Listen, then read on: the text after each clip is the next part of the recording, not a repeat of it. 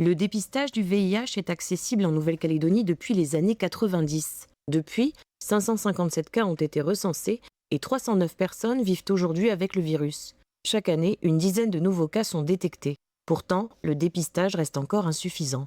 Le premier frein, c'est la discrimination. Il y a eu une avancée extrême au niveau de la science, des traitements, mais notre regard n'a toujours pas changé. Pousser la porte d'une structure de dépistage, c'est avoir peur qu'on nous voit, pousser la porte et puis qu'on dise il a une sexualité dépravée, parce qu'en Nouvelle-Calédonie, c'est par la sexualité que le virus se transmet. Et donc ça reste vraiment très ancré. C'est ce qui empêche. C'est ce qui empêche le dépistage. Selon une enquête menée par SIDAction en mars de cette année, les discriminations demeurent un problème majeur.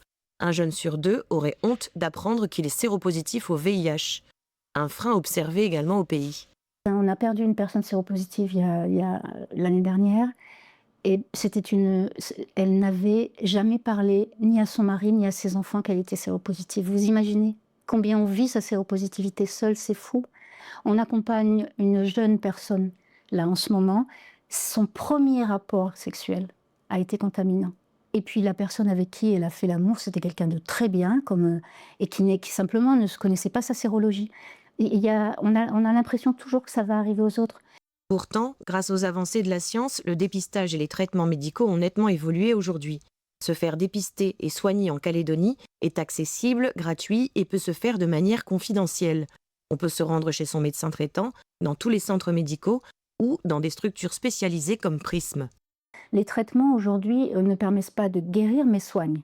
On peut vivre aujourd'hui, quand on a un traitement qui est bien suivi, la charge virale est tellement basse qu'on dit qu'elle est indétectable, on ne contamine plus besoin de préservatif, c'est quand même magique. Donc faites-vous dépister. Le dépistage, aujourd'hui, on les fait par l'électrode, vous savez, une petite piqûre sur le doigt, en 10 minutes, un quart d'heure, on a la réponse.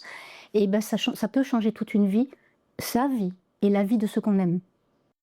L'association Prism permet de se faire dépister gratuitement et anonymement en prenant rendez-vous au 24 15 17.